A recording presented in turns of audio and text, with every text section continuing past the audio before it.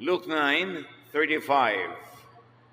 A voice came from the cloud saying, "This is my son, whom I have chosen. Listen to him." Napakalinaw ng tinig ng Ama na nagmula pa sa kalangitan at tinutukoy niya ang Panginoong Hesus. Sabi niya, "Ito ang aking anak na aking pinili. Sa kanya kayo makinig." Ang ating pag-aaral, Lord over all. Panginoon ng mga Panginoon. Our Father, we thank you for this day. We thank you for life. We thank you for strength, energy, and the joy that you give us. Salamat, Panginoon, sa mga kalakasan na aming natamasa mula sa inyo sa pagharap ng mga hamon sa buhay. At ngayon, kami po'y humihingi ng mensaheng mauunawaan, maipapamuhay, makapagpapalakas sa amin, at higit na maglalapit sa amin sa inyo. Kayo po ang mangaral, walang iba kaming nais marinig kundi ang tinig nyo. Gamitin nyo lamang po ang inyong lingkod. Lord, be our preacher, our teacher, our healer. We ask you, in the name of your Son, our Lord Jesus. The law of Moses, the Jewish religion and tradition, forbids any kind of work on the Sabbath, which means the seventh day, which is equivalent to our Saturday. Malaking bagay sa mga Hudyo, yung bagay na ito, na hindi sila dapat gumawa ng anuman, magluto, maghugas ng plato, kumilos, magtrabaho, pag Sabbath o araw ng kanilang pangilin. At ito ang araw na siyang tagpo ng ating kwentong tutunghayan ngayon. Mark chapter 2, verse 23. One Sabbath, Jesus and his disciples were walking through some wheat fields. His disciples were picking grains of wheat as they went along. Dumadaan sila, nakikiraan sila sa isang bukid, at ang kanyang mga alagad ay pumipitas-pitas ng mga bunga doon.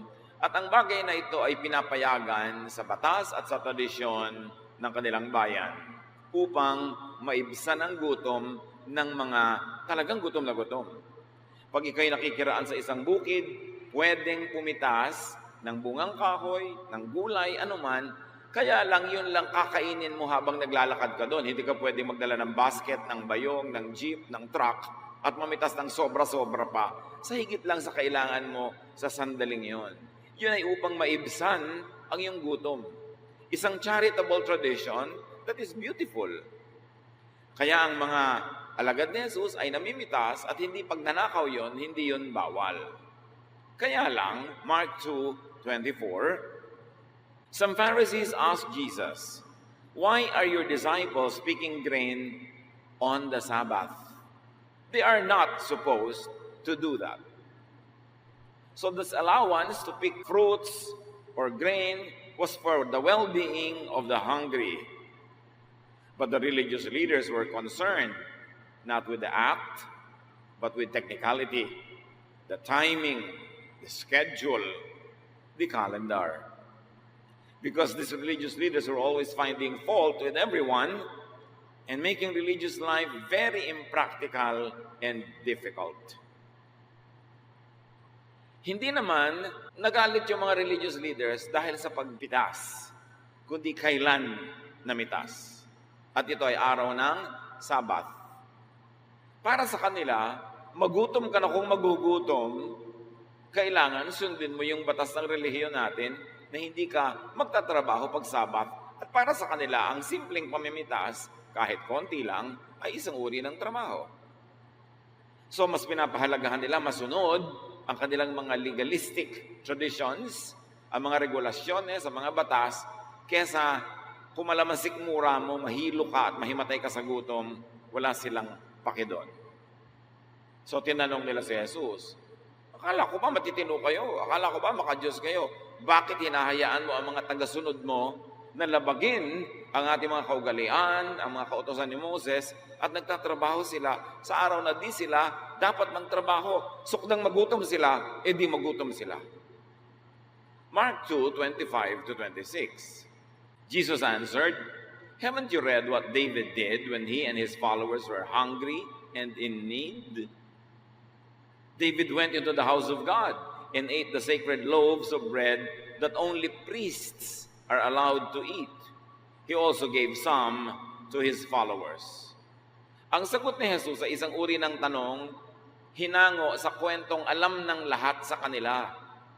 Nung panahon ni Haring David, hindi pa siya hari, at siya ay gutom na gutom, at mayroong mga labanan na nangyayari, ay pinasok nila ang bahay dalanginan at yung mga banal na tinapay doon na para lang sa mga pare, ay kinain niya at ipinakain pa niya sa kanyang mga kasamahan. When David and his men were hungry, they did the practical but actually religiously forbidden thing. They ate the sacred bread. Bakit sacred? Kasi reserved for priests. Hindi naman kumakain ng Diyos ng tinapay, yung mga priests ang kumakain nun. Kaya sacred, the best harina, the best baking, the best everything nireregalo doon. Pero para sa mga pari yon. And you see how the religious law of their people favored the religious leaders. David and his men broke religious law, but were not punished by God. Sabi ni Jesus, magugunitan ninyo na nilabag din ni David ang mga ganyang kautusan. Kinain niya ang banal na tinapay, pinakain pa niya sa kanyang mga kasamahan, pero hindi naman nagalit ang Diyos. Kayo lang na mga pare ang nagagalit. Kasi para sa inyo yun. Pagka para sa inyo, pwede. Pag para sa iba, hindi. So ipinapamukha ni Jesus yung nakakiling ng mga tradisyon para sa kapakanan ng kokonte, ng iilan ng mga religious leaders. Mark 2:27-28. Jesus finished by saying, people were not made for the good of the Sabbath.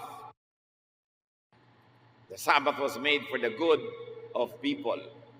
So, the Son of Man is Lord over the Sabbath. And to put the final nail on the coffin, sabi ni Jesus, aba, hindi nilikha ng Diyos Ama sa langit ang tao para pagsilbihan ang Sabbath. Nilikha ang Sabbath para pagsilbihan ang tao. Bakit ba isinama sa mga utos ang Sabbath? Kasi nung araw, walang day off ang mga alipin. Walang day off ang mga manggagawa, ang mga karaniwang manggagawa. Walang day off ang mga katulong, walang day off ang mga magtatrabaho.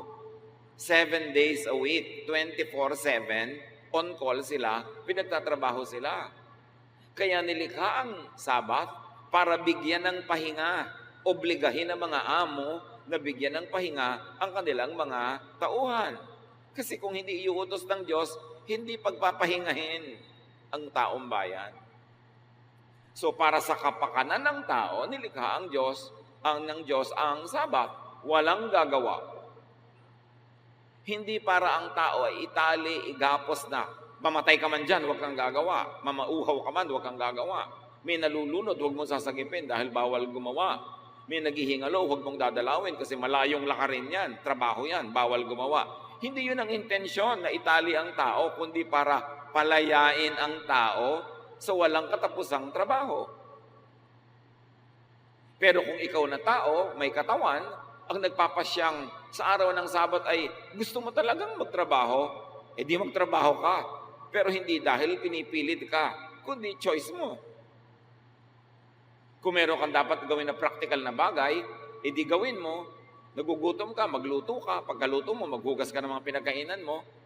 Hindi ipinagbabawal na gumawa kung hindi labag sa iyong kalooban na gumawa. Pero kung ikaw na mismo ang umaalipin sa iyong sarili, wala ka na ring pahinga, nagdurusa na ang iyong kalusugan, bumabagsak na ang iyong katawan, kasi wala kang off, sobrang gusto mong kumita, hindi ka na nagpapahinga, abay, masama na rin yun. Kung binawalan ng Diyos ang mga amo na pagtrabahuhin yung mga katulong nila, labag sa kalooban at katawan at kalusugan ng mga katulong, ikaw man ay pinagbabawalan na pagtrabahuhin ang sarili mo. Kung labag na sa sarili mong kalusugan ang iyong ginagawa. In other words, what is the purpose of the Sabbath? Para sa ikabubuti ng may katawan. Hindi mo naman ikamamatay na pumitas ng konting prutas, sa katunayan nga, ikabubuhay mo yun dahil gutom ka eh. Hindi mo naman ikamamatay na magluto ng konti para may makain ka. Makabubuti nga na dalawin mo yung naghihingalo kahit maglakad ka ng malayo, which is considered work. So sabi ni Jesus, maipaalala ko sa inyo na ang tao ay hindi nilikha ng Diyos para paglingkuran ng Sabat o ang relihiyon. Ang Sabat o ang mga katuruan ng relihiyon ay para sa ikabubuti, hindi sa ikasasama, ikagagapos, ikakukulong ng tao. Dapat ang relihiyon ay nagpapalaya, hindi nagkukulong at nagtatali. Kasi pag gano'n ang nangyari, nababaligtad ang kalooban ng Diyos na gusto niyang mapabuti ang mga tao. Sa halip na mapabuti, sa pagsunod sa relihiyon ay napapahamak pa, napapagod, nagugutom, hindi yun ang gusto ng Diyos. So here we can see Jesus' teachings very clearly. Religion should serve and benefit people, not people serving religion. Not people being limited in pursuit of relief and comfort by religion. Not people suffering for religion. Natural kung meron kang religious membership, meron kang religious group, meron kang religious fellowship, meron kang mga tungkulin para paandarin yun at magkaroon ng kayusan. Natural, may mga regulasyon para habang magtitipon-tipon kayo, hindi magulo at magkaroon ng disiplina para sa ikabubuti ng higit na nakararami. Natural, kung meron kang religion, meron ka ring sacrifice, may ibibigay ka, kasi may nakukuha ka rin naman, give and take. Pero ang tinutukoy dito ay, hindi yung religion to the point na slave ka na.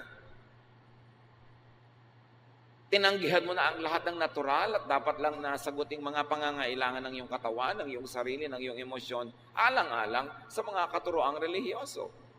For the sake of order, for the sake of efficiency, there must really be some work that religious people should do. And that is to promote order and efficiency.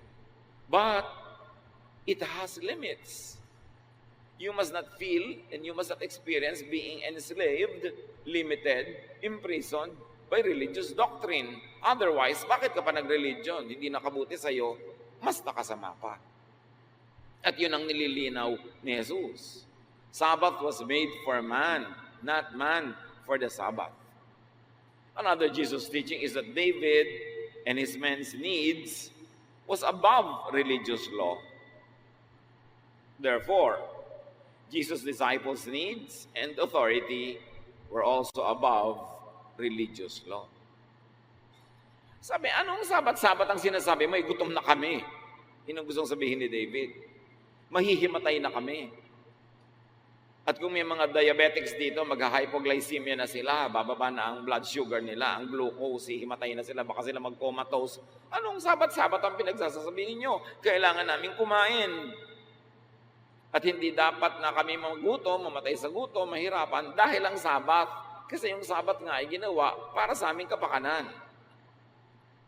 So the teaching of Jesus is to prioritize people's basic needs above religious legalism, above religious technicality.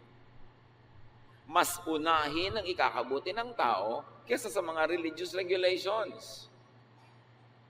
Kailangan kung ikay nagbibigay ng counseling, nagpapayo, nangangaral, ang inuuna mo, ano ba ang mabuti para sa nakikinig? Ano bang ikaiinam ng kalagayan at kapakanan ng mga mananampalataya at mga tagasunod? Hindi yung nasa-sacrifice sila ang kanilang kalayaan, ang kanilang kaligayahan, ang kanilang ginhawa para lang sa religious technicality, which is the sad fact happening around the world.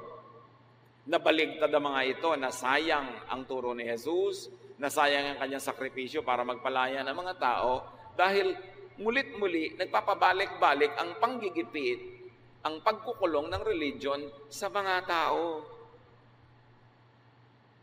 Hindi mo pwedeng gawin ito dahil ang suot mo hindi tama. Hindi ka pwedeng sumali sa isang napakahalagang event kasi wala kang tamang uniform. May mga panahon na yan ay kinakailangang i-adjust sa pangangailangan ng tao. Hindi laging puro quality. Kung minsan, hindi ka pwedeng sumama sa choir dahil hindi naman ganun kagandahan ang iyong boses. Pero yun pala, buong buhay mo, bigong-bigo ka, victim ka pala ng napakaraming pang-abuso ng mga tao, kailangan mo to feel good about yourself, to belong to a group, and to feel useful at therapy sa'yo na sumali sa isang grupo, mano ba naman na hindi ka naman talaga sobrang papakinabangan, pero tinatanggap ka para sa iyong kapakanan, para sa iyong kapakinabangan. People-centered si Jesus. Ang mahalaga sa kanya yung tao, yung nadarama, yung kalagayan, yung ikabubuti ng tao. Ang mga tao hindi parang mga spare parts ng makinarya, hindi mga kasangkapan na ginagamit lamang ng church.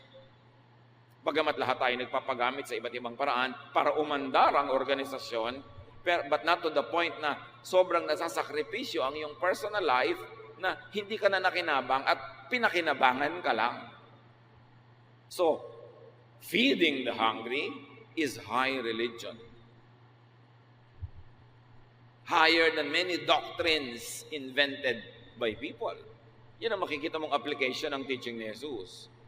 And eating when hungry is high religion too. Lagi silang nasa sabihin, ba't hindi kayo nag-aayuno? Ba't di kayo nag-aayuno? Kasi yung mga relihiyoso, ang hilig mag-ayuno. Kinreate ka ang sikmura para tumunaw ng pagkain. Pag hindi mo nilagyan ng pagkain yan, tutunawin niya ang sarili niya. Magkaka-ulcer ka. Magkakasakit ka. Kaya pati ang pag-aayuno, dapat well-timed, tama ang sitwasyon, at tama sa iyong kalusugan. Hindi yung namamatay ka na, nag-aayuno ka pa dahil akala mo ikinalulugod yun ng Diyos. Bakit naman matutuwa ang Diyos na namamatay ka? Marami tayong mga maling pananaw sa Diyos, binaluktot ng relihiyon. Kasi laging galit ang Diyos, laging dapat ang Diyos ay amuin, suyuin, dapat laging magsakripisyo ang tao. Hindi yun ang turo ni Jesus. Bagamat may mga tamang sakripisyo sa tamang oras at lugar, para lang sa ikabubuti ng nakararami. Pero hindi sakripisyo for sacrifice sake ay nakakalugod sa Diyos. So do not be prevented by religious guilt from addressing pressing and basic needs. And as we can see in the story, when Jesus corrected the Pharisees that not all religious teachings and regulations, not all religious laws and commands are from God and to be obeyed to the point of suffering. Hindi lahat ng nakamulatan natin nakaturoang relihiyoso, hindi lahat ng mga pinaiiral ng mga relihiyon ay galing sa Diyos. Marami doon, imbento ng mga religious leaders para sa kanilang selfish motives, para sa sobrang kontrol sa mga tao, para dumali lang ang pamamahala. Matthew 15:9, sabi ng Diyos, "It is useless for you to worship me when you teach rules made up by humans." Diyos lang may sabi, baliwala sa akin ang inyong pagsamba. Baliwala rin sa inyo, di makakatulong sa inyo, walang ikabubuti ang pagsamba. Kung habang pagsasamba naman, ay nagtuturo kayo ng mga kautosang inimbento nyo lang. Pagkatapos sasabihin nyo, sabi ng Diyos. Uutuin nyo ang mga tao na ito ang kalooban ng Diyos para mapagsamantalahan nyo sila, para mahututan, para maabuso. Sabi ng Diyos, baliwala sa akin yung mga worship nyo, nag-iimbento naman kayo ng mga doktrina. Lalo na mga doktrinang nagpapahirap sa tao na mahal ng Diyos at gusto niya na mapabuti. There are religious teachings that make people's lives more difficult instead of easier and more satisfying. Naliligi tayo ng maraming taong mula nung napa-involved, naging active sa isang uri ng relihiyon, lalong nasakal, lalong nahirapan ang buhay, lalong humirap kasama, lalong nagkaroon ng stress kasi laging guilty. Kasi walang ginagawa yung religion kundi pagiltihin sila. So examine, filter, and be selective sa mga katuruan na ating nilululon at ipinapamuhay. Paglabag sa natural na likas ng tao, na hindi naman masama, likas lang talaga, dapat pagdudahan kung galing sa Diyos. Diyos ang lumikha sa atin, Diyos din ang lumikha ng ating mga pangangailangan, ng ating mga desires, ng ating mga ambitions. Pagka lahat ng yan ay nilalabag ng religious doctrine, malamang imbento lang ng tao yung doktrina na yon. Hindi ka bibigyan ng Diyos ng sikmura, tapos pagigiltihin ka pag gusto mong kumain. At ihahanap ninyo ng kahalintulad yung ganung halimbawa sa iba't ibang larangan ng buhay. Napaka-importante because there are insensitive religious leaders and they aren't always helpful. Know them. Avoid them. Another teaching is that there are religious leaders that actually are not good models to follow. Kung makikinig yung mga disciples sa mga Pharisees, di titiisin na lang nila yung gutom nila. Hindi sila kakain kasi pinagbabawalan silang mamitas. Matthew 23, 2-3, sabi ng Panginoong Jesus, the Pharisees and the teachers of the law are experts in the law of Moses, but don't do as they do. After all, they say one thing and do something else. Malinaw ang sinasabi ni Jesus, huwag niyo silang sundin. Huwag niyo silang sundan. Huwag niyo silang tularan. There are religious leaders that actually are thieves. They rob people of life.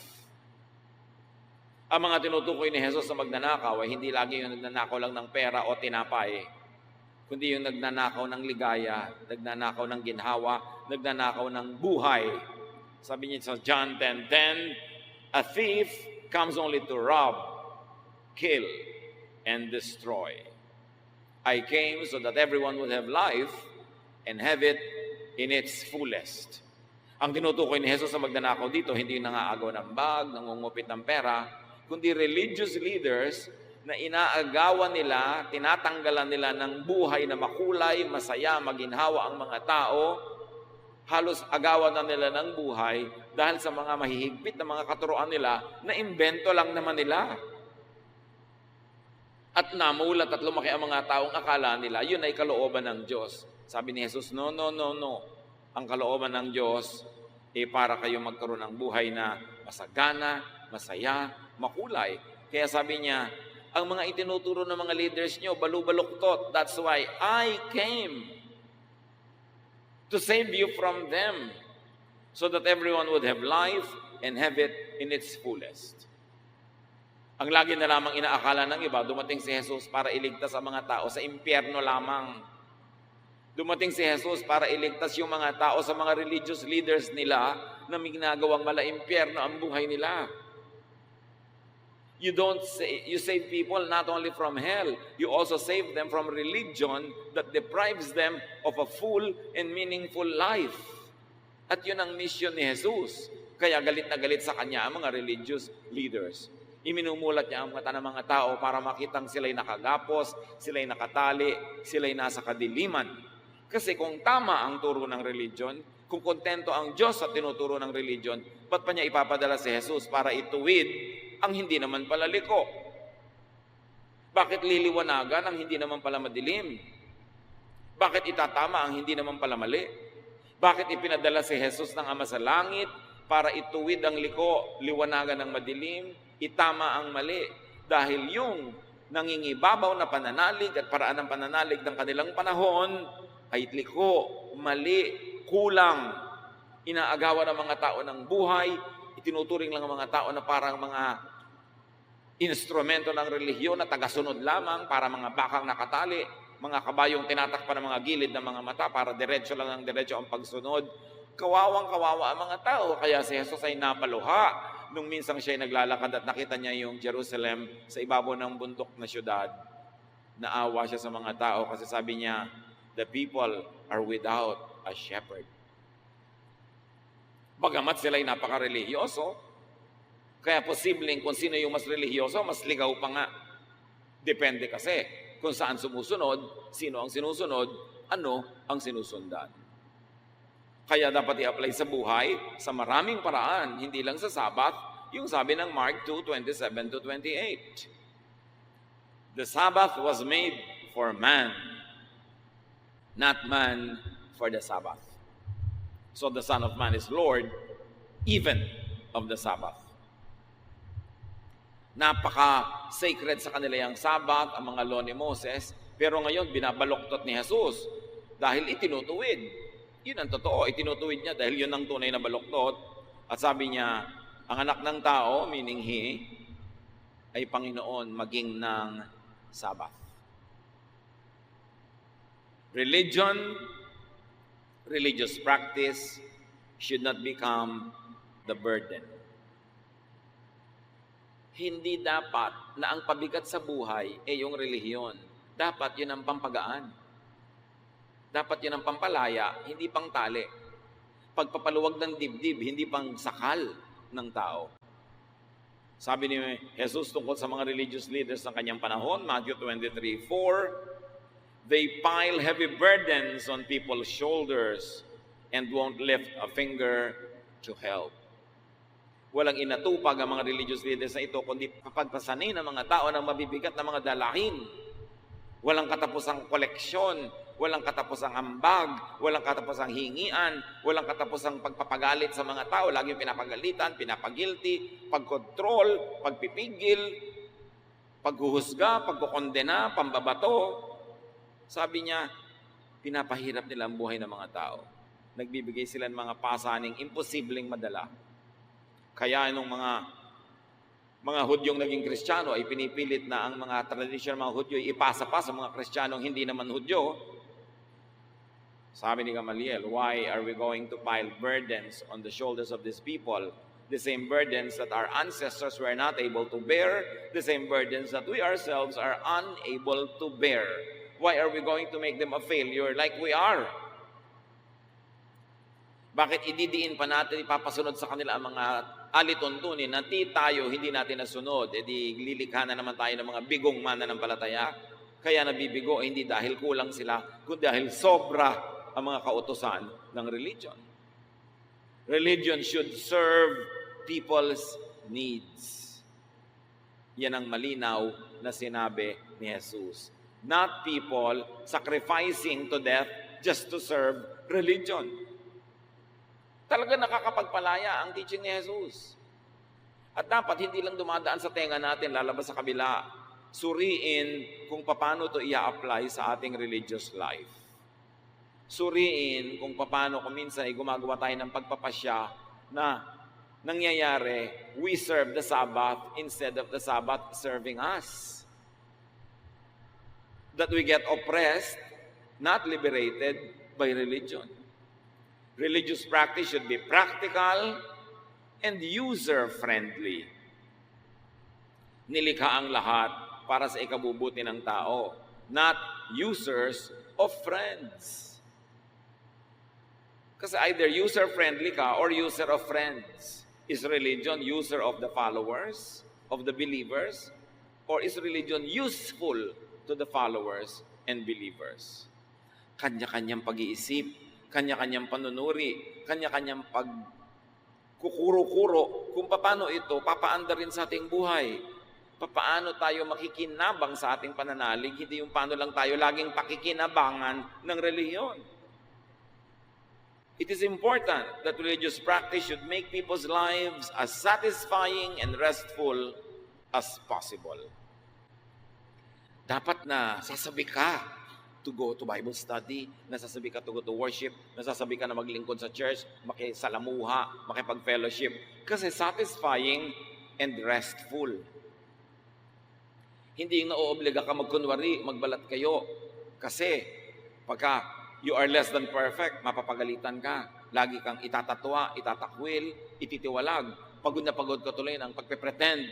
Dapat okay lang na kung ano ka, nakaka-relax kasi tinatanggap ka nila, tinatanggap mo sila at pare-pareho kayong tumatanggap lang ng pagpapatawad, pagmamahal at walang patakarang pagtanggap ng Diyos. Then you are relaxed. Nakakapahinga ng damdamin. Kaya ang turo ni Jesus, kaya siya dumating, Matthew 11:28-30. At di ako magsasawang paulit-ulitin itong verses na ito kasi central teaching to ni Jesus. If you are tired from carrying heavy burdens, come to me and I will give you rest. Ano man yun? Take the yoke I give you, put it on your shoulders, and learn from me. I am gentle and humble, and you will find rest. This yoke is easy to bear, and this burden is light. Kung pagod ka na sa pagpapanggap, pagod ka na rin sa pagkaalipin sa kasalanan, pagod ka na sa pagkaalipin ng relihiyon, pagod ka na sa pagiging perfect, hindi ka naman talaga perfect, kaya lagi ka lang nagigilty. Sabi niya, sa akin kayo pumunta, pagpapahingahin ko kayo. Paano ka mapapahinga? Hindi kita bibigyan ng impossible expectation. Hindi kita pipilitin mag-pretend, magmaskara, magbalat kayo. Makaka-relax ka with me because I will accept you, because I will love you, because I will let you be who you are. And then from there, we can work together so you can be the better version of your own self. With me, you don't have to pretend. Yun ang rest. Kaya kung minsan may taong ayaw natin kasama kasi nakakasakal, kasi hindi restful. Stress tayo, natetense tayo. Sabi niya, banayad ako makitungo. Ako'y mahinahon, mababang loob. At dahil dyan, mapapahinga kayo. Hindi ko kayo pagyayabangan at hindi ko kayo pipilitin maging mayabang. Sabi, ang ibibigay ko sa inyo na misyon sa buhay, magaan. Kayang-kaya nyo. Hindi ko kayo pahihirapan ng higit sa kayang-kaya nyo. Yan si Jesus. Jesus na itinatago ng religion, kasi ayaw ng religion na si Jesus ang magwagi at manalo kasi mawawala ng sobrang kapangyarihan yung religion. If you were a religious teacher, a religious leader, purpose to give your flock rest. Rest ng spirit, rest ng mind, rest ng kaluluwa, rest ng emosyon. Kuminsan, para maayos ang kagawain, siyempre, yung katawan mo napapagod, may mga project, may mga gagawin, gumigising ka maaga, napapagod ka, nagpa-practice ka, may mga meeting, rest ng katawan yun. Hindi baling mapagod ang katawan, basta rested ang isip. Maliwala ang pagod ng katawan, itulog mo lang, tapos na. Pero dapat ang tinatanggal yung pagod ng isip, yung pagod ng damdamin, yung bigat ng loob. Dapat magaan ng loob, maluwag ang paghinga. Yun ang ibinibigay ni Jesus. At yun ay mangyayari lamang kung meron tayong pagtanggap sa isa't isa, pagmamahal sa isa't isa, para hindi na kailangan magpanggap, hindi kailangan itago ang mga sugat para lang matanggap ng kapwa. And what is important to note is that Jesus is Lord of all. Jesus' authority and teachings are above the Sabbath, above religious law, above any and every religious law. So kung ano man ang law ng relihiyon na nasaksak sa iyong utak, dapat mo yang ihambing sa mga patakaran ni Jesus. At kung mas mahigpit pa kay Jesus, alam mo na, imbento yan ng tao. Kung hindi ka napapahinga, nasasakal ka lang, alam mong hinigaling kay Jesus yan. Kasi si Jesus ang gusto, mapahinga ka. And Jesus is above all, siya ang dapat sundin. Acts 2:36, God has made Jesus both Lord and Christ. Philippians 2:10, so at the name of Jesus, everyone will bow down, those in heaven, on earth, and under the earth. All teachers, all teachings will bow down at the name of Jesus. All teachings will bow down at the teachings of Jesus. Jesus and His teachings are the measure of all things. Siya ang dapat manaig. Kaya mahalaga na makilala natin talaga si Jesus at ang kanyang mga turo. Para pag may sumisiksik sa utak natin, gumigiit, nanggigipit, sabihin mong, ay, hindi yan galing kay Jesus. Kahit pa religious teaching yan, kahit pananiwalaan na yan ng libong taon, ng milyon-milyong tao, hindi yan sangayon sa teaching ni Jesus, hindi ako papasakop dyan. Kasi hindi ako mapapahinga dyan. At hindi ako lalaya dyan. Jesus sets people free from the needless, heavy burdens of man-made religious law. Dapat lagi mong kinikilala, ano bang batas talaga ang galing sa Diyos? At alin yung akala ko lang, sabi lang ng religion, pero hindi naman pala galing sa Diyos.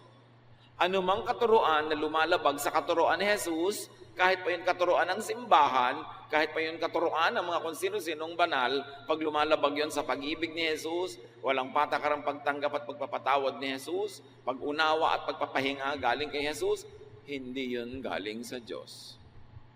Kasi si Jesus na nga ang ipinadala ng Diyos na katuparan, kabuuan ng lahat ng gusto niyang ipakilala tungkol sa kanyang sarili sa mga tao. Kaya pag pinapalaya ka ni Jesus, dapat malaya ka at huwag kang patali sa mga religious teaching na kontra sa teachings ni Jesus. John 8:36, if the Son gives you freedom, you are free. Huwag nating baliwalain at sayangin ang pagpapalaya ni Jesus na matapos nating marinig, kusa pa rin tayong papagapos at papakulong sa kung ano-ano mga religious teachings. Galatians 5:1-6, idinidiin ni Pablo, Christ has set us free. This means we are really free. Hold on to your freedom and don't let anyone become slaves of the law again. Yung mga tao were slaves of these laws. Nung nakilala nila si Jesus, pinalaya na sila ni Jesus, pero may mga bumabalik-balik sa kanila mga teachers na nagpo-promote ng mga law na naman na yon. Kaya sabi ni Pablo, huwag kayong makinig sa kanila. Alam nyo na ang katotohanan, malaya na kayo kay Jesus. Huwag kayong paloko sa kanila na dapat pa kayong sumunod na naman sa mga batas na pinalaya na nga kayo ni Jesus. Magiging alipin na naman kayo. At ang particular na tinutukoy dito ay ang pagtutuli or circumcision. Meron kasing mga non-Jews na naging Christian, syempre hindi sila circumcised. Kasi pinipilit ng mga conservative Jews na naging Christian na dapat pa circumcise pa rin kahit yung Gentile. Maging Jew sila bago sila maging Christian. Kaya nanggagalaiti si Paul sa pagtuturo. Sabi niya, I, Paul, promise that Christ won't do you any good if you get circumcised. Kung kayo magpapacircumcise din lang, edi parang walang ginawa sa inyo si Jesus, walang maitutulong sa inyo, dahil papaalipin na naman kayo sa mga batas. And by extension, hindi na lang circumcision ito, but all the Jewish laws that are against the liberating teachings of Jesus, sabi ni Paul, baliwala si Jesus. Pag yan na naman ang gagawin yung amo sa buhay nyo, mga tradisyon at mga batas ng Judaism. Verse 3, if you do, you must obey the whole law. And if you try to please God by obeying the law, you have cut yourself off from Christ and His wonderful kindness. So niya, kung igigiit ninyo na inaakala ninyo at gagawin ninyo ang pagsunod sa mga batas na yan para sa kaikalulugod ng Diyos, nagkakamali kayo. Pag bumalik kayo sa mga batas na yan ng relihiyon, pinuputol nyo ang relasyon nyo kay Jesus. Pinuputol nyo ang kaugnayan nyo kay Jesus. Pinuputol nyo ang kalayaan at tinatalian nyo muli ang inyong sarili. Sinasayang nyo ang kamatayan ni Jesus at pagbabayad sa inyong mga kasalanan at pagtubos sa inyo at pagpapalaya sa inyo. Sino man na iginigiit ang mga tradisyon na ito ay nilalagot ang kanyang relasyon kay Jesus. Verse 5, but the Spirit makes us sure that God will accept us because of our faith, not because of obeying the law, not because of tradition, because of our faith in Christ. Our faith makes us holy, not our activities, not following the Jewish law. If you are a follower of Christ Jesus, it makes no difference whether you are circumcised or not. Ang linaw. Pag ikaw ay sumusunod kay Jesus, wala nang pinagkaiba. Kung circumcised ka, dahil dati ka nang circumcised, Jew ka kasi. O hindi ka circumcised kasi hindi ka naman Jew dati, pero naniniwala ka na kay Jesus, daig mo pa yung Jew na hindi naniniwala kay Jesus. By extension, sinasabi dito that if you follow the Jewish law or not, it makes no difference as long as you believe and you follow Jesus. Hindi mo kailangan maging Hudyo, hindi mo kailangan maging Hudyo-Hudyuhan para ka lang tanggapin ng Diyos. Sabi ko nun, sa katunayan, pag ang gagawin mo pang lisensya ay maging Jewish, sumunod sa Jewish laws and traditions para ka lang tanggapin ng Diyos, Ang totoo ay baligtad ang nangyayari. Nilalagot mo ang relasyon mo kay Jesus. All that matters, sabi ni Paul, is your faith that makes you love others. So gusto mong malugod sa iyo ang Diyos? Gusto mong katuwaan ka ng Diyos? Hindi nadadaan yan sa pagpapatuli, hindi nadadaan yan sa mga sabat-sabat, hindi nadadaan yan sa mga diet-diet. So niya, gusto mong lumigaya ang Diyos? Maging maibigin ka sa kapwa-tao. Yan ang ikatutuwa ng Diyos sa iyo. Napakalinaw ng katuruan ni Jesus. Simpleng-simple at konting-konti lang. Hindi dapat magulo ang ating isip. Know and follow the teachings of Jesus and be free from needless religious laws and Jewishness. Hindi mo kailangan gayahin ng mga Hudyo ngayon para katanggapin ang Diyos.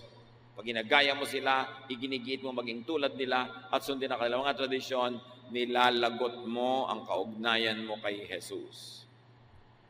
So what is important, brothers and sisters?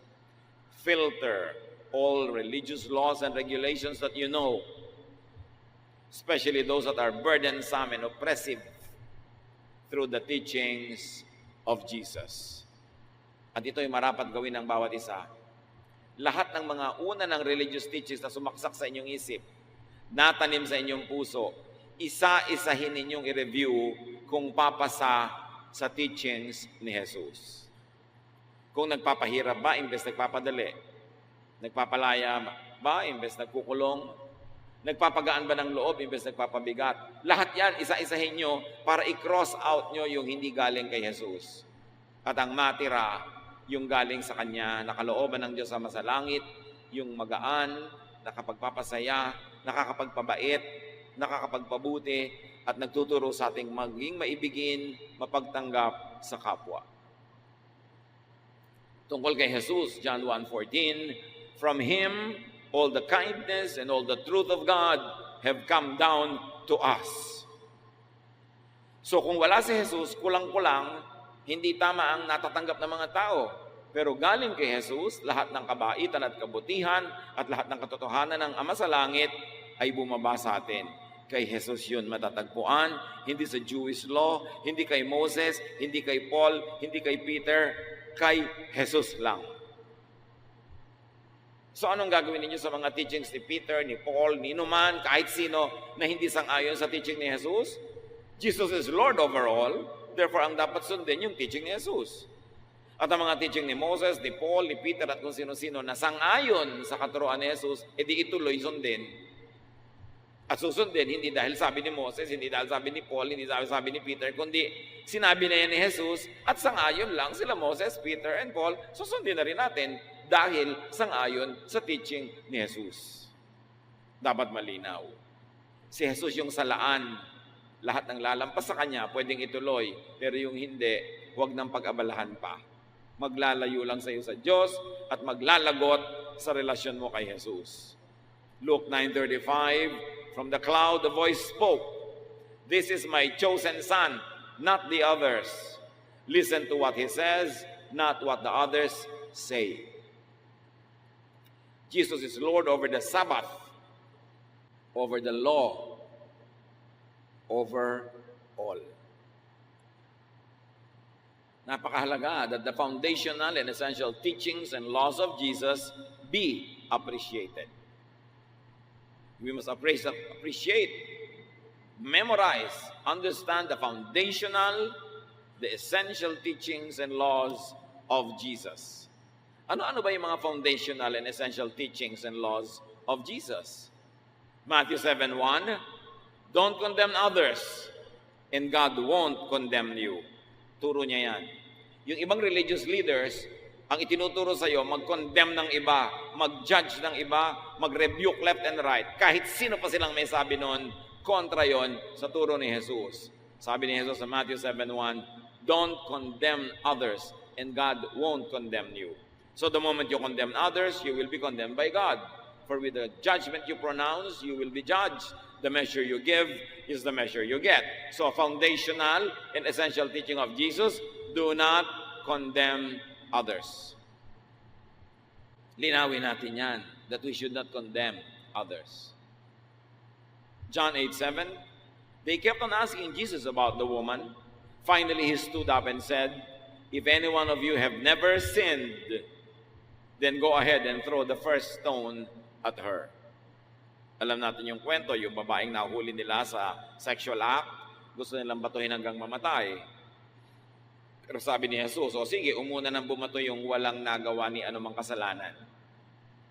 Another essential teaching of Jesus that we must remember. Kasi ang dami nating alam na do's and don'ts, bawal-bawal. Ito lang yung mga galing kay Jesus. Ito lang ang tandaan natin. Buhay na tayo. Do not throw stones at people unless you were perfect. Mambato ka kung perfect ka. Pag hindi, tumigil ka. Simple. Hindi ba magkakaroon talaga ng world peace pag ganun? Mapapahinga ka at mapapahinga rin yung iba. Restful talaga yan. Pero pag judgmental ka, kasama nun, police work. Minamanmanan mo ang mga tao, tinitingnan mo kung paano mo sila uusigin, at uusigin mo sila, nag-uusigan kayo. Nakakapagod yun. Kaya sabi ni Jesus, stop that. It's not restful.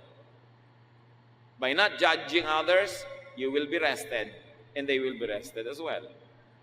Matthew 7:5, you are nothing but show-offs, sabi niya sa religious leaders. First, take the log out of your own eye, then you can see how to take the speck out of your friend's eye. Essential Jesus teaching, attend to your imperfections first. Unahin mong ayusin ang sarili mo bago mo sikaping ayusin ang iba. Fix yourself, fix your life first before meddling with other people's lives. That is a Jesus teaching. I-perfect mo muna ang buhay mo bago mo ituwid ang iba. Huwag kang rebuke ng kahit sino dyan. Sino man ang may sabi sa'yo, mag-rebuke ka na mag-rebuke, hindi si Jesus yun. Jesus is Lord above all. Mark 12:31, the second most important commandment is this, sabi ni Jesus, love others as much as you love yourself. No other commandment is more important than this. Nakita niyo ang pinakamahalagang commandment para kay Jesus? Love others. So mas mahalaga yun kaysa sa commandment ng Sabbath, commandment ng ganito, commandment ng ganon. Love others. Be loving. So yan ang utos ni Jesus. Essential, love others as you love yourself. Which means, protect others as you would protect yourself. Cover others as you would cover yourself. Justify others as you justify yourself. Kung anong gusto mong trato sa iyo, yun lang ang itrato mo sa kapwa mo. That is a Jesus teaching. Hindi mahirap maintindihan. Luke 6:31, treat others just as you want to be treated. Malinaw na malinaw, Jesus is Lord over the Sabbath and any and all religious laws that make life needlessly burdensome. Siya'y Panginoon at nakatataas sa anumang kautusan na nagpapahirap lang sa buhay. Jesus wants you rested. Remember that. Jesus came to set people free. So be free in Jesus, in your mind and thought. Ang pinakamalaki at pinakamatayog at pinakamahirap na kulungan ay ang kulungan ng isip. Pag nakumbinsi na yung isip mo na ito ay tama, ito ay mali, at kinulong ka nun, yan ang pinakamahigpit na kulungan. So be free in your actions, in your habits, in your lifestyle. And set others free as well. Huwag mong para ka kung sino dyan na pulis na lagi nag-iimbestiga, hukom na laging nanguhusga, and then jail warden na lagi nang kukulong ng kapwa. Kung gusto mong malaya ka, magpalaya ka rin ng iba. John 3:36, everyone who has faith in the Son has eternal life. But no one who rejects Him will ever share in that life, and God will be angry with him forever. Pag nananalig ka kay Jesus, magkakaroon ka ng tunay na buhay na walang hanggan sa kabilang buhay, at tunay na makulay, masaya, maluwag, maginhawa na buhay dito sa lupa. Pero pag hindi ka nanalig kay Jesus, hindi ka sa kanyang katuroan sumunod, parang galit sa iyo Diyos. Lagi kang pagod, lagi kang hirap, lagi kang nagdurusa, na para kang pinarurusahan ng Diyos as if God was angry with you. But if you want to enjoy God's love, obey Jesus and be free and set others free. Life could mean eternal life, but life could also mean earthly life. This life now in its fullness. A life that is peaceful and restful, full of love and blessed. That is the life that Jesus wants for you. It is the life that you should live, and it is the life that you should let others live. The opposite of life lived in God's anger, outside of God's blessing through Jesus. Bakit lagi natin iginigiit ito, mga kapatid?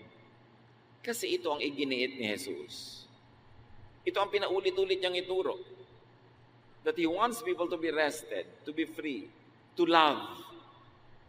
Hindi yung pagod na pagod sa pagsunod sa napakaraming religious laws at pinapagod ang kapwa sa pagsunod, hinuhusgahan ang sa tingin ay hindi nakakasunod, itinitiwalag ang sa tingin ay nakakalabag.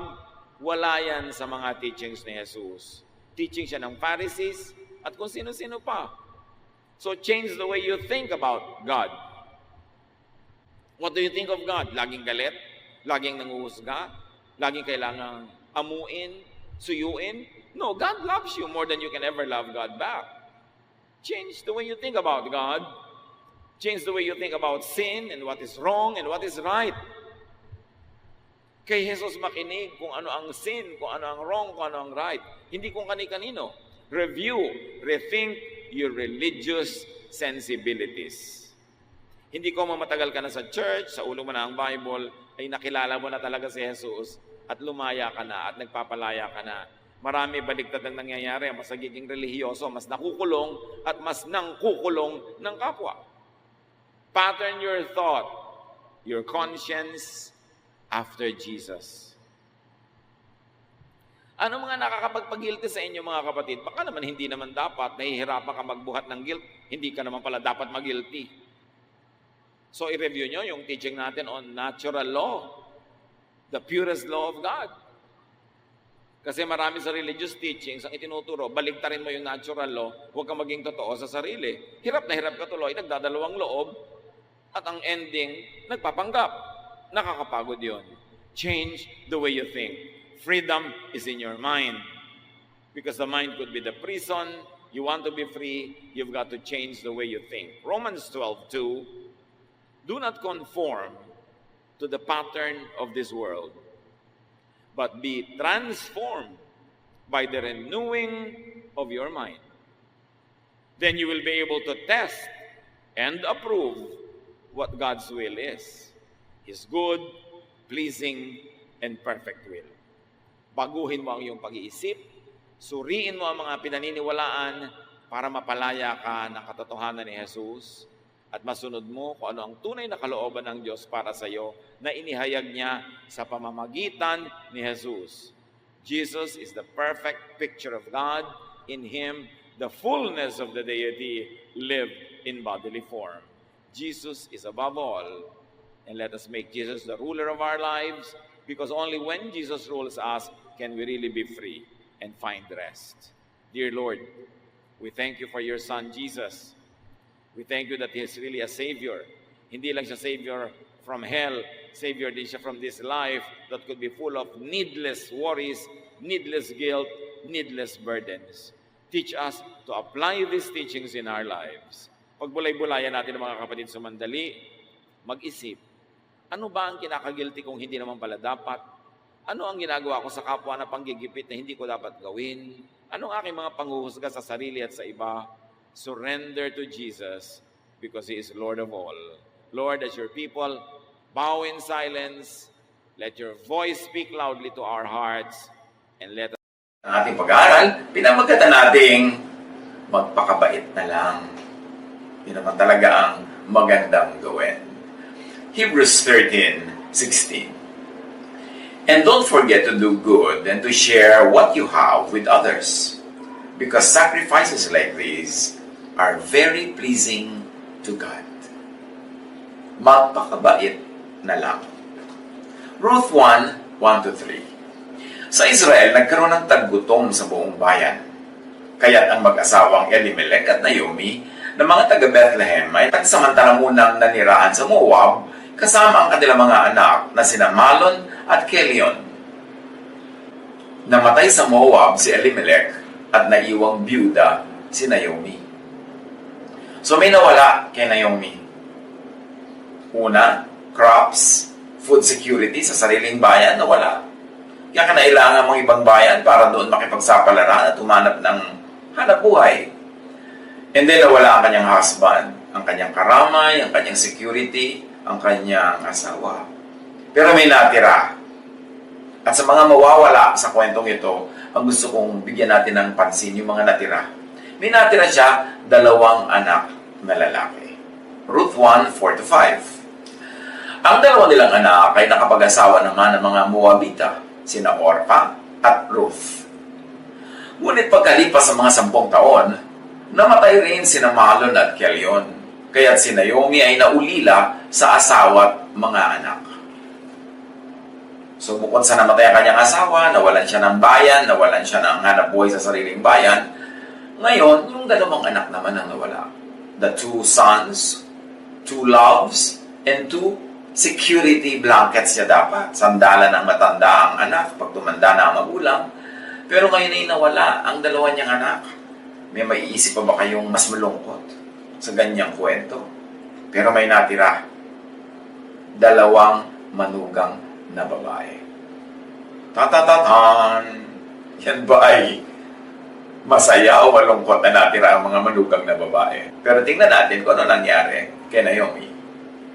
Ruth 1:6-7. Nabalitaan ni Naomi na ang kanyang bayan ay pinagkalooban ng Diyos ng masaganang ani, kaya tumanda sila ng kanyang mga manugang na umalis sa Moab.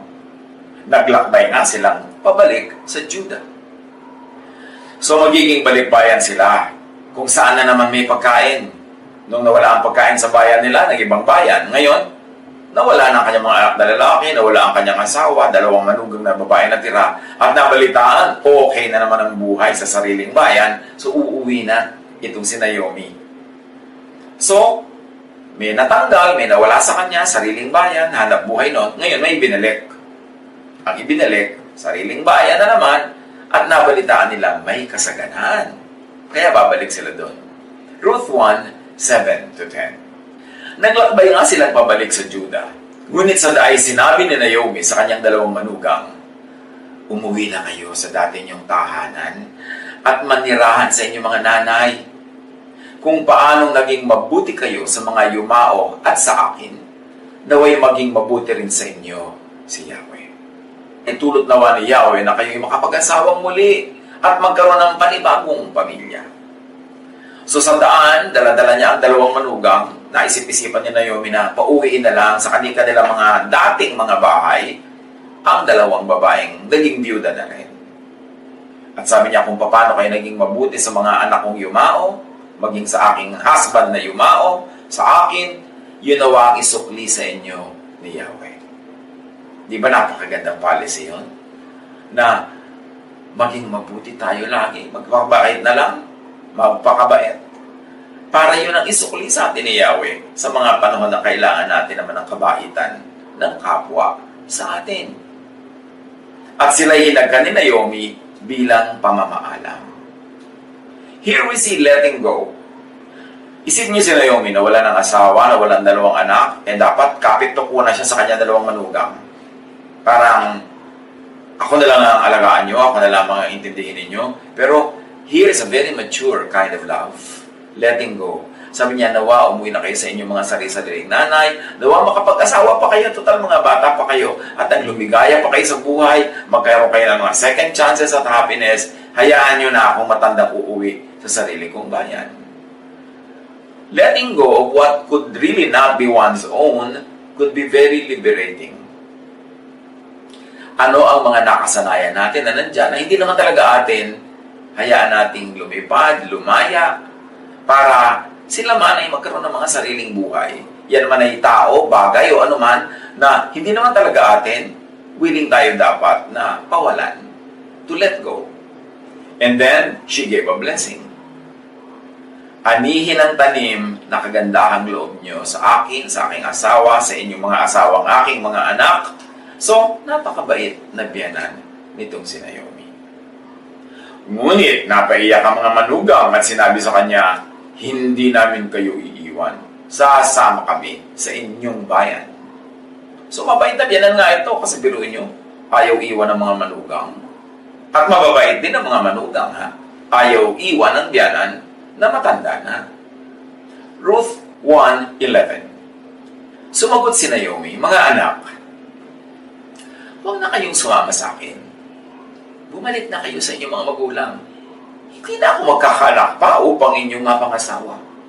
Kasi yun ang kaugalian ng araw pag namatay yung anak mong lalaki at may iba ka pang anak na lalaki, pakakasalan nila yung nabiyuda nilang hipag. Ruth 1:14-18. Pagkasabi nito'y lalo silang nag-iyakan at hinagka ni Orpa ang kanyang biyanan at nagpaalam na. Ngunit nagpaiwan si Ruth. So yung Orpa, konting tulak lang, pumayag na, umuwi na. Yumakap na, beso-beso, hug-hug.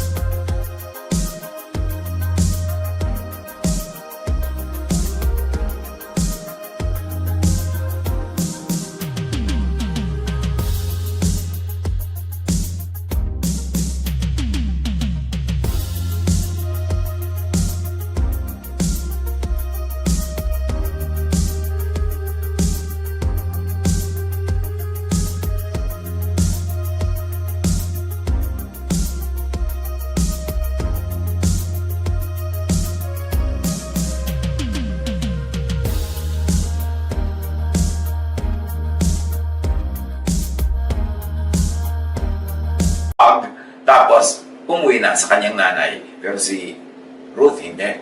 Matibay ang kanyang paninindigan na hindi niya iiwan ang kanyang biyanang babae. Sinabi ni Naomi kay Ruth, ang bilas mo'y nagbalik na sa kanyang bayan at sa kanyang mga Diyos. Umuwi ka na rin. A very selfless kind of love, this Naomi. Yun ang pag-ibig niya sa kanyang manugang. Sabi niya, syempre, mas maginhawa naman ako kung nandiyan ka. Meron akong assistant, may mag-aalaga sa akin. Pero sige na, start your own life again. Umuwi ka na. Tulad ng iyong bilas. Sumagot si Ruth, huwag po ninyong hilinging iwanan ko kayo. Hayaan na ninyo akong sumama sa inyo. Saan man kayo pumunta, doon ako pupunta. Kung saan kayo tumira, doon din ako titira.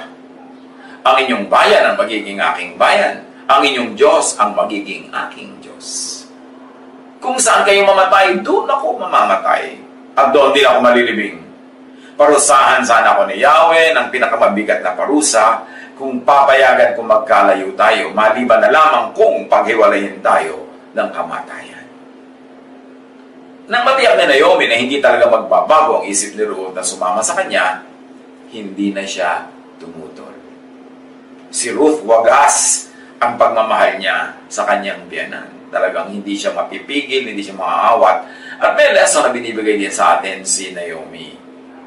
Huwag mo nang tanggapin ang iniaalok. Kung baka naman, pabalat bunga lang yan. Baka naman, parang pakonsuelo lamang. So, matapos niyang tanggihan very determinedly yung alok nitong si Ruth. At si Ruth naman ay hindi natinag, doon na lang niya tinanggap yung alok. O, sige. Magsama na tayo sa ating buhay na ito, biyahe na pauwi sa Jerusalem or sa Bethlehem sa Judah. Ruth 1:19-21. Kaya't nagpatuloy sila ng paglalakbay. Pagdating nila sa Bethlehem, nagulat ang lahat. Hindi ba't si Naomi ito? Tanong ng mga kababaihan. Sumagot naman si Naomi, huwag na ninyo akong tawaging Naomi. Tawagin ninyo akong Mara, sapagkat ako'y pinabayaang magdusa ng makapangyarihang Diyos. Masagana ang buhay namin ni Elimelech nang umalis dito. Ngunit, ibinilig ako ni Yahweh na walang anumang dala. Huwag na ninyo akong tawaging Naomi, sapagkat ako'y binigyan ng makapangyarihang Diyos ng matinding kasawian sa buhay.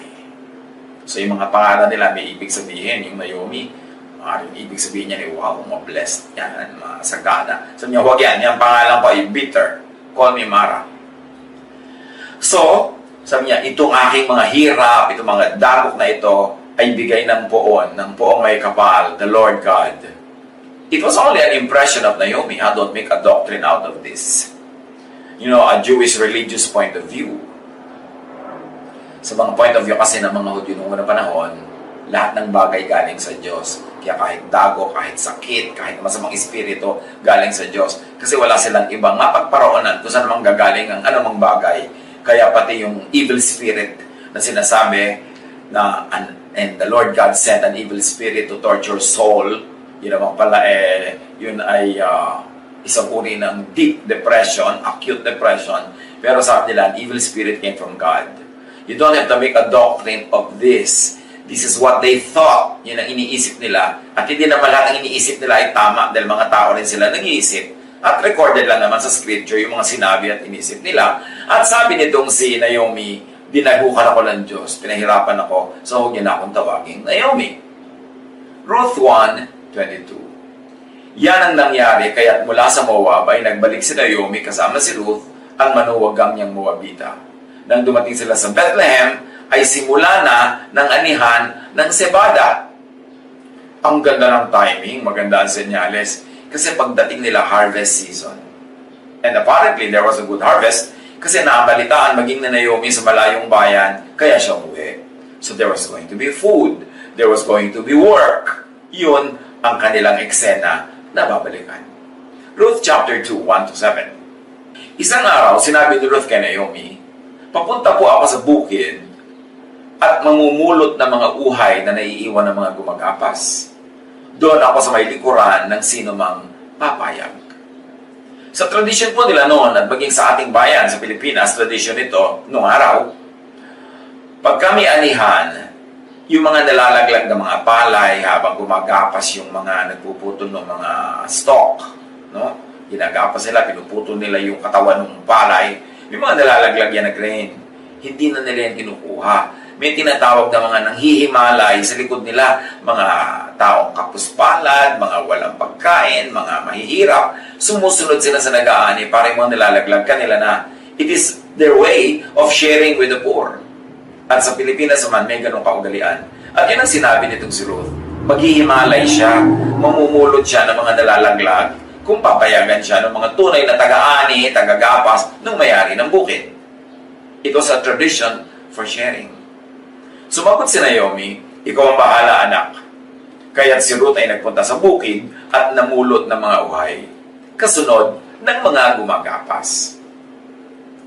Nagkataong ang napuntahan niya ay ang bukid ni Boaz, isang kamag-anak ni Elimelech na kanyang nasirang biyanan. Na napakayaman itong si Boaz at iginagalang sa kanilang bayan. Wow! What else can you think of but divine guidance? Sa dinami-rami ng bukid doon pa namulot ng mga tira-tira itong si Ruth sa bukid ni Boaz, pagkayaman-yaman at kamag-anak ng kanyang nasirang asawa at biyanan. Di nagtagal, dumating naman si Boaz mula sa Bethlehem. Nang makita si Ruth, itinanong ni Boaz sa katiwala, sino ang babaeng yan? Siya po ang Moabitang kasama ni Naomi nang umuwi rito mula sa Moab, sabi ng katiwala. Nakiusap po siyang makapamulot ng nalaglag na mga uhay. Pinayagan ko naman. Kaya't maagang-maaga pa'y narito na siya. Katitigil lamang niya para magpahinga sandali. So a very, very good impression is created here. Kasi ang ganda-ganda ng sinabi ng katulong. Napakasipag po niya. Napakaaga niyang dumating. Nagpaalam po siya kahapon pa. At ngayon, inabutan yung mga nagpapahinga. Ngayon lang siya tumigil. So there's a good press. Yung maganda ang image na na-project. Kasi yun naman talaga ang totoong pagkatao nitong si Ruth. May lesson agad sa atin yan, mga kapatid. Be good in the sight of subordinates. Huwag tayong mga suplado-suplada sa mga clerk, sa mga security guard, sa mga sekretarya. Kasi yan ang magbubulong dun sa boss kung ano ang impression nila about us. At huwag lang tayong umarte para magkaroon ng good impression, but really good. Magpakabait na lang. Kasi yun naman ang merong magandang biyaya. Yun ang magandang tanim. At tandaan, itanim ang kabaitan kahit kanino, huwag lang tayong pipili. Tulad nun, ang nataniman nitong si Ruth, yun lang palang taga-kwento. Pero yun, ang nagbukas ng pinto sa puso nitong si Boaz. Ruth 2, 8-11. Nilapitan ni Boaz si Ruth at kinausap, "Anak, huwag ka nang pupunta sa ibang bukid. Dito ka na lamang mamulot kasama ng aking mga manggagawang babae. Tingnan mo kung saan sila gumagapas at sumunod ka. Sinabi ko na sa mga tauhan ko na huwag kang gagambalain. At kung ikaw ay nauuhaw, malaya kang uminom ng tubig mula sa aking banga." Napakabait naman itong si Boaz, lalong-lalo na't maganda naman ang balitang nakarating sa kanya tungkol kay Ruth. Imagine, si Ruth hindi iniwan ng biyanan, inalagaan, at ngayon naghahanap buhay para sa biyanan niyang matanda na. Nagpatira pa si Ruth bilang pagbibigay galang at nagtanong, "Ako po ay isang dayuhan. Bakit po napakabuti ninyo sa akin?" Sumagot si Boaz, "Nabalitaan ko ang lahat ng ginawa mo sa iyong biyenan mula nang mamatay ang iyong asawa. Alam ko ring iniwan mo ang iyong mga magulang at sariling bayan upang manirahan sa aking lugar na wala kang kakilala." So the information, the beautiful image, went ahead of her. Nabalitaan ni Boaz ang katotohanan tungkol sa kagandahang loob nitong si Ruth, na napakabait niyang tao. Ruth 2:12. Pagpalain ka nawa ni Yahweh dahil sa iyong ginawa. Gantimpalaan ka nawa ni Yahweh ang Diyos ng Israel sapagkat sa Kanya ka lumapit at nagpakupkop.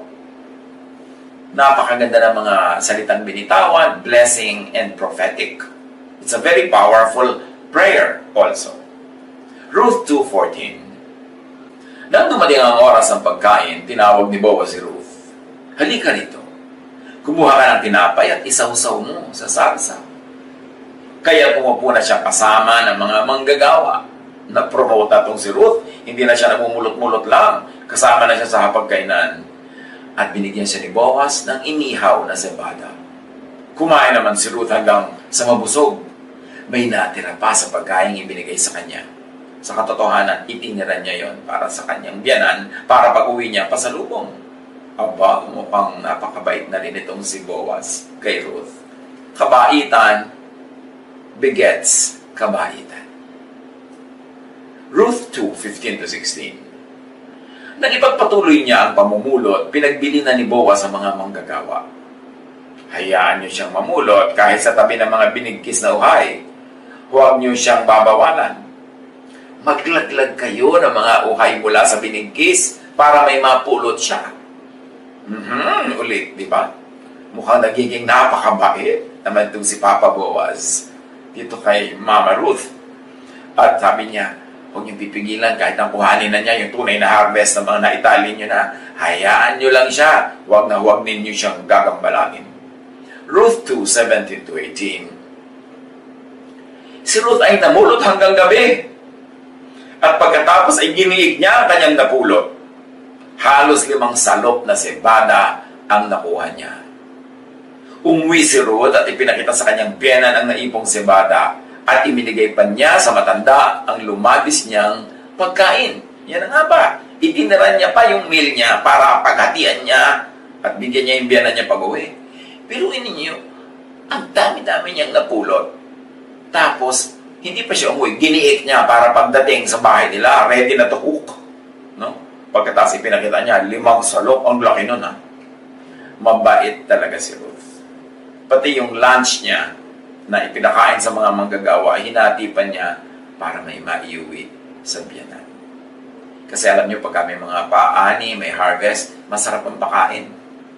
May kanta nga tayo nun kung saan may patanim, doon masarap ang pagkain. Ganon din naman, kung saan may paani, doon masarap ang pagkain. A golden heart. Napakabait na babae. Ano-ano naman ang mga lesson na pwede nating mapulot sa kwentong itong bukod sa nakaka-inspire, ay talaga namang punong-puno ng lesson. By the way, alam na natin, ang naging ending, pinakasalan ni Boaz itong si Ruth, naging first lady, at naging first biyanan itong si Naomi. Naging mariwasana ang kanilang buhay, maginhawa, pero ang pinagdaanan nilang hirap, hindi biro. Lesson in life. Go where the food is. At i-apply nyo ito personally kung anong kahulugan nito sa inyong buhay.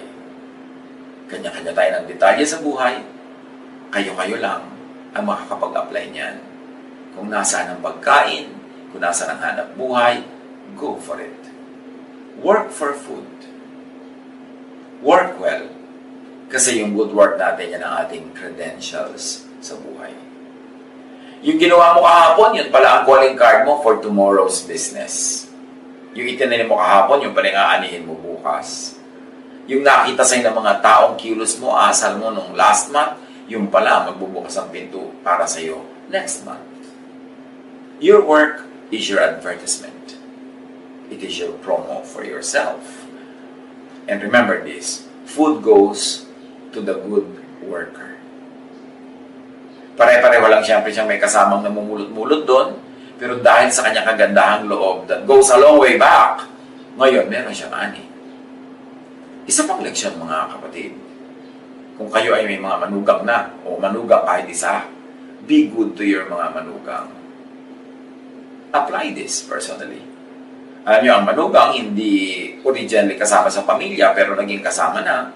Kumbaga, napasabit na siya doon, napasama na siya. So sa buhay din natin, maraming sabit, maraming napasama na lang, be good. Kasi hindi mo naman alam kung sino dyan sa mga kasama mo ang magiging Orpah, sino ang magiging Ruth. Be good.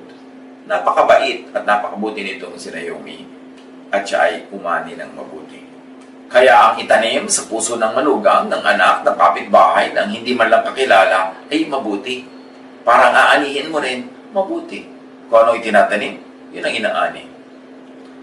At na-bless si Naomi kasi mabait sa manugang, mabait sa anak, mabait sa asawa, at mabait sa mga kamag-anak. Kaya kapatid itong si Boaz, na kamag-anak ng asawa niya, merong open heart policy para kay Ruth, para kay Naomi.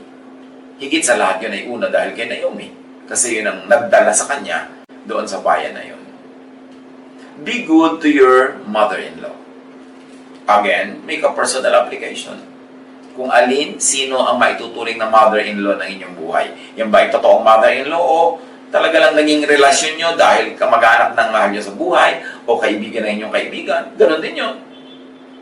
Merong isang namamagitan between you and that person kaya nagkaroon kayo ng connection, be good to that person. Kasi kung mabuti ka sa iyong mother-in-law, it means being good to your asawa and to yourself. Kasi lahat ng yan, sa iyo rin at sa iyo rin babalik. Ang dumudura sa langit, siya ang nagduduraan niya ang sarili niyang mukha. Kung ano man ang ating pinapawalan, yun ang bumabalik, nagbubumerang sa ating buhay. So, na-bless si Ruth kasi mabait. Mabait sa biyanan. At mabait na masipag pa. Meron naman kasi dyan mabait pero tamad. Meron naman masipag pero hindi mabait. So, hindi mo malaman kung itutulak mo o kakabigin. So, magsipag na, mabait pa. It's a decision. Every time you wake up, every time that the hours pass, you decide kung magiging masipag o tamad. You decide kung magiging mabait o hindi mabait. So, decide to be mabait and masipag. Kasi nagtatanim ka para sa future. Future ng iba, future mo. Ba't ka magtatanim ng negative? Ikaw din ang aanin nun. And very importantly, go to and stand, sit, or camp in the path of blessings. Kung saan may ilog na dumadaan, doon may tanimang yung mga ugat para lagi kang may naiinom na tubig. Yung dinadaanan ng kapapala, doon ka dumikit. Yung mga tao na kitang-kita mo na blessed, ang ginagawa nila, pinagpapala ng Panginoon, mabunga, matagumpay, doon ka sumama. Kasi madadamay ka kung negative siya. At madadala ka rin naman kung positive siya. Psalm 1, 1-3. Great blessings belong to those who don't listen to evil advice, who don't live like sinners, and who don't join those who make fun of God. Instead, they love the Lord's teachings and think about them day and night. So they grow strong like a tree planted by a stream, a tree that produces fruit when it should, and has leaves that never fail, Everything they do is successful. Pag daw ikay maka-Diyos, mabait, mabuti, daig mo pa ang puno na nakatanim sa tabi ng batis. Para kang puno na laging nakasausaw sa ilog, sa tubig ang iyong mga ugat. Ang mga dahon mo hindi natutuyo. Pag panahon ng pamumunga, namumunga ka, lahat ng ginagawa mo, mabunga. Maraming aral na applicable sa ating present situation ngayon. Isa doon, gumugulong ang buhay, paiba-iba. Dumana si Naomi ng masarap na buhay kasama ang kanyang asawa at ang kanyang mga anak sa sariling bayan. Pero naiba, gumulong ang gulong ng buhay. Naging mahirap ang buhay nila ng ibang bayan, nakipagsapalaran doon. And then, nakaranas naman ng konting unlad, konting saya, nagkaroon ng mga malugang. Pero namatay naman yung asawa. At makalipas ang 10 taon, namatay yung 2 anak. Gumulong uli ang buhay, pupunta sa lungkot. Pero, nakabalita naman siya na wow, okay na uli ang buhay sa sariling bayan. Marami na uling ani, may hanap buhay. So bumalik naman siya. Naiba na naman uli ang buhay niya. Mga kapatid, yun ang buhay. Parang gulong. Minsan tama ka sa hindi masarap, nalulubog ka konti sa kanal. Minsan naman, ang ganda-ganda ng dinadaanan mo, nasa ibabaw ka, minsan nasa ilalim. Ganun ang buhay. Accept it as part of life. Don't fight it. Don't make it an issue. Kasi, mahirapan ka lang. Ganun talaga. Flow na lang. Maki-flow ka na lang. At dahil talagang yun ang agos, huwag mo nalang labanan and get the most out of it. At hindi lahat ng nangyayaring mahirap ay parusa ng Diyos. Kasi mabait ang Diyos. Hindi siya mahilig magparusa. Hindi siya madaling magalit. Katulad ng ipinapakita ng mga religions. Lagi kang pinapagilty, lagi kang pinagsisisi, lagi ka na lamang na pinag-aayuno. Hindi mo na malaman kung alin sa mga kasalanan mo ang dahilan, kung ba't umulan, ba't bumagyo, bakit nagkaroon ng tsunami, ba't may pumutok na bulkan. Nangyayari talaga yun, natural lang yun. Hindi mo kailangan isisi sa iyong sarili. Pagkamat may mga talagang pagkukulang tayong dapat.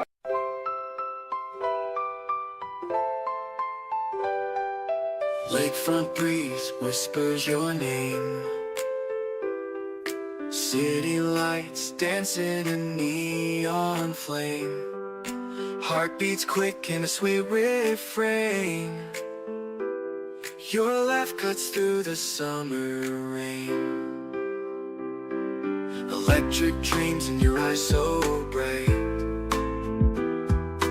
Bassist grooves with all his might. Holding hands beneath the Willis Towers light. This windy city feels just right. The Navy Pier Ferris wheel spins above as the music takes control, whispers of love.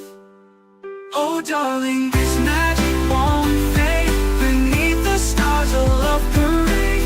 With you by my side unafraid. Magic's real, forever will stay. Guitar solo sings a sweet serenade. Your voice is honey, love sweet parade. Chicago blues melt away the shade. In your arms, a future we've made. Drums are beating a rhythm so true. Never want this night to end, just me and you. 80s synth keeps the feeling new. Chicago magic forever will pursue. Oh darling, this magic won't fade. Beneath the stars a love parade. With you by my side unafraid. Magic's real, forever will stay. The doggone night, a memory to hold. A love story forever told. In this magical city, our hearts unfold. Chicago night forever will hold.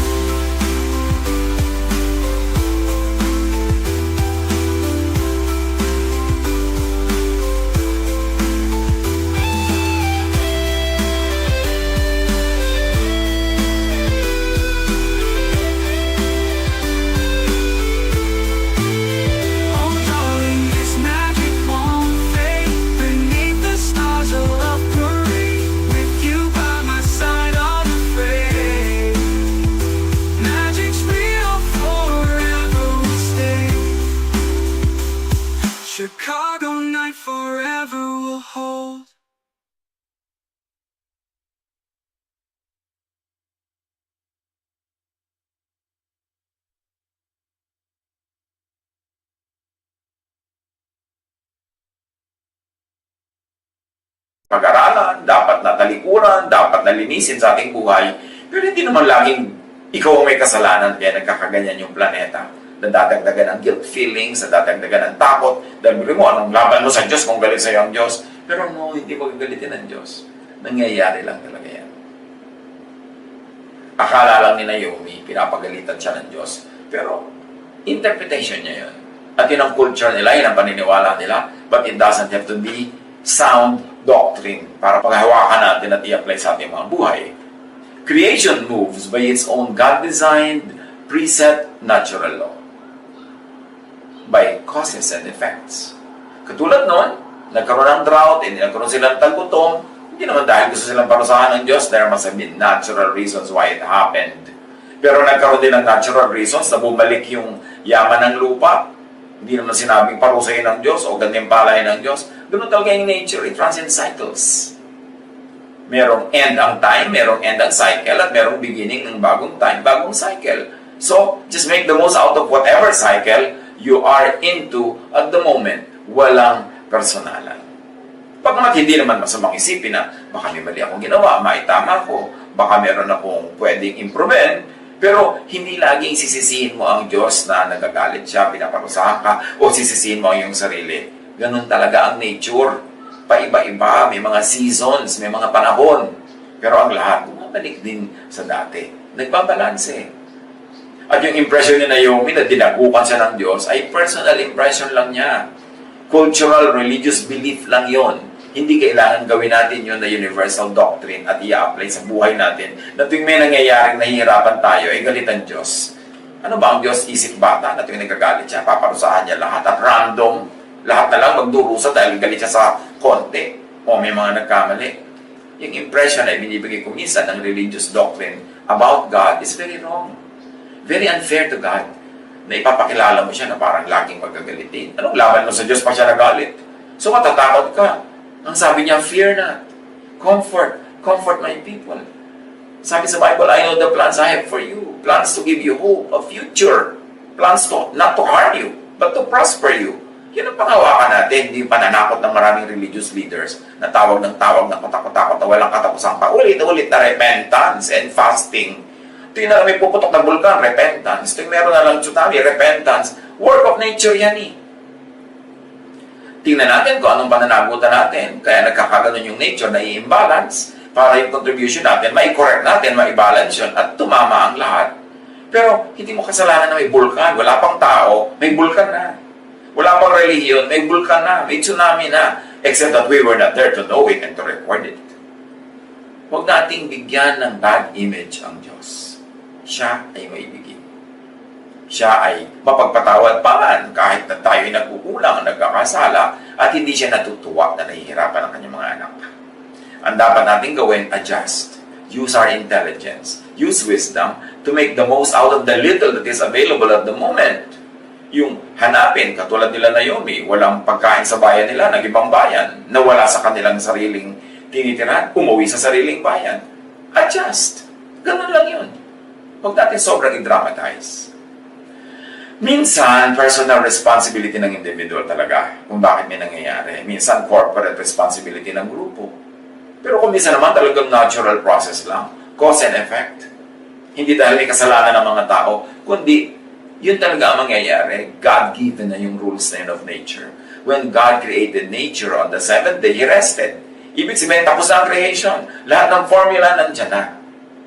Lahat ng maiimbento, kailangan na lang malaman mo yung law of nature para yung science, may applied science mo siya, makagawa ka ng mga engineering works, makagawa ka ng physics works, pero nandun na yung mga laws na yon. Ngayon, kahit ang banal-banal mo, nadulas ka, nabago ka, namatay ka, hindi dahil ibig sabihin na makasalanan ka, kasi may law of gravity. Hindi ka marunong lumangoy, isa kang missionary, isa kang makanyos na tao, nahulog ka sa barko, nalunod ka, hindi dahil masama ka o may kasalanan ka, kasi may law of buoyancy, may law of gravity.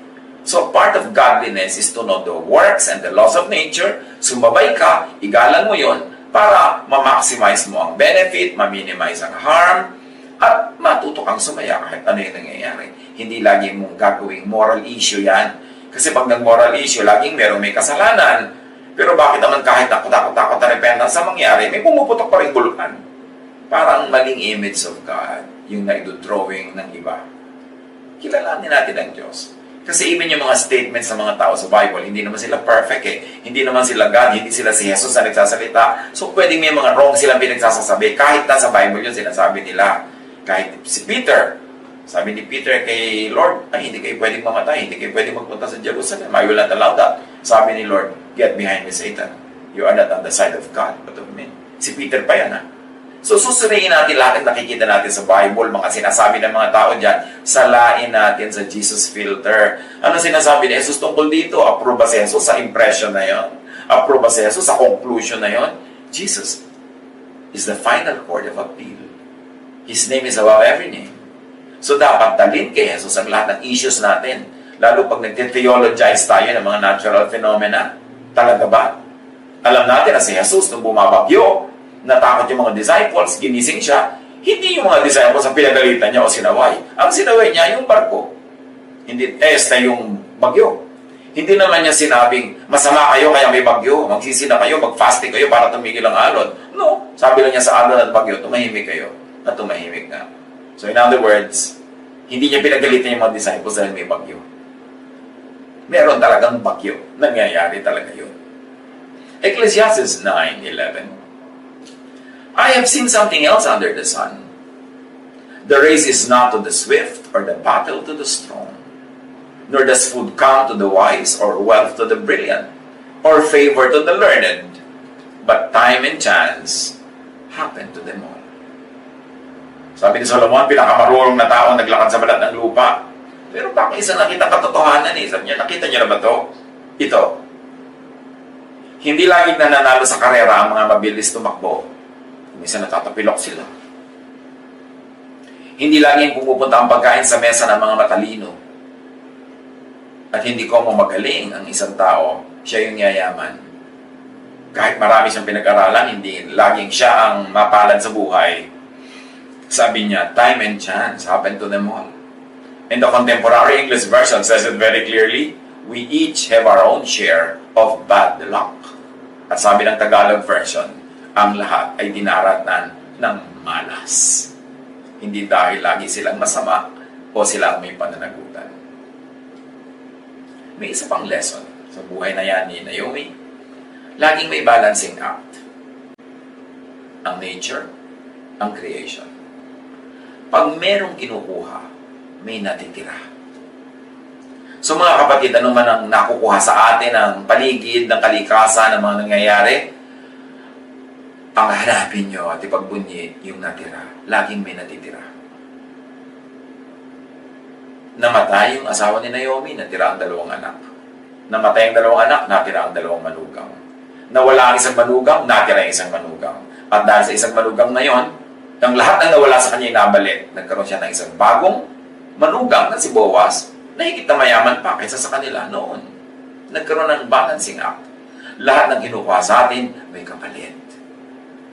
Kuminsan lang ayaw natin tingnan yung kapalit. Nagpipili tayong ipaghanap-hanapan yung mga nawala na, huwag ninyong hanapin yung nawala, huwag habulin yung tumakbo, at appreciatein kung ano ang meron tayo. Sit down, brothers and sisters. Count your blessings. Count kung ano yung natira. Count kung ano yung kapalit. Count kung ano yung meron pa. At after counting your blessings, share your blessings. Yan ang importante gawin natin. This is how we handle difficult times. This is how we handle challenging times. Dapat magpakabait. Kasi, ang pag-asa mo na lang, ang Diyos. So, dapat magpakabait ka. Kasi ang Diyos ay natutuwa sa mabait. At pagka merong kabaitan na ibinibigay, may balance ang nature, may kabaitan na mabalik. So, ibigay mo kung ano gusto mong tanggapin. Share what you want to receive or what you want to keep. Kay Naomi, nawala ang kanyang sariling bayan, ang kapalit Moab. Nawala ang asawa, may natira, 2 anak. Nawala ang 2 anak, may natira, 2 manugang. Nawala ang Moab uli, ang natira at kapalit, sariling bayan, bumalik siya. At eto, may nawala ang isang manugang niya, si Orpa, pero natira ang isang manugang, plus Boaz. So parang ang dami-dami nung natira sa kanya. Huwag hanapan ng drama ang mga nangyayari. Huwag i-drama tayo sa paggulo ng buhay, ang pagbabago, ang pagkawala ng anuman o ng sino man. Kasi pabibigatin mo lang ang iyong dala. Imulat ang mata. Tingnan, ipagpasalamat ang natira, ang kapalit. Mga kapatid, ano man ang nawala na sa ating buhay? Wala naman yun nung ipinanak tayo eh. Wala tayong dala nung ipinanganak tayo at wala tayong dadalhin pag tayo ay kinuha na ng Panginoon. You were born with nothing and you will leave this world with nothing in your hands. Kaya ang mahalaga, huwag na nating masyadong ipagsentimiento yung mga nawala. Pasalamat na lang tayo, nahiram natin sandali. Nagkaroon tayo at kung nawala man, at least nakahiram ka. Pero imulat mo ang iyong mata kasi siguradong may natira. Siguradong may kapalit. Tingnan, ipagpasalamat ang natira at ang kapalit. At mahalaga, continue to be good and loving. Continue to do good. We need each other. The present situation shows everyone how much we need God's grace. How much we need to plant and do good. Dahil dumarating ng time, aasa ka lang talaga sa bunga ng naitanim mo noon pa. So mga kapatid, anong gagawin natin? Yung doable, magpakabait na lang. Mas doable yan. Mas may benefit and dividends yan. Yan ang siguradong mayroong balik. Kasi sabi sa Bible, sabi ni Jesus, a man will harvest, a woman will harvest what he or she plants. Kung anong itinanim, aanihin. So magpakabait na lang. And wait for the Lord's beautiful balancing of your world, of our lives. God bless you all.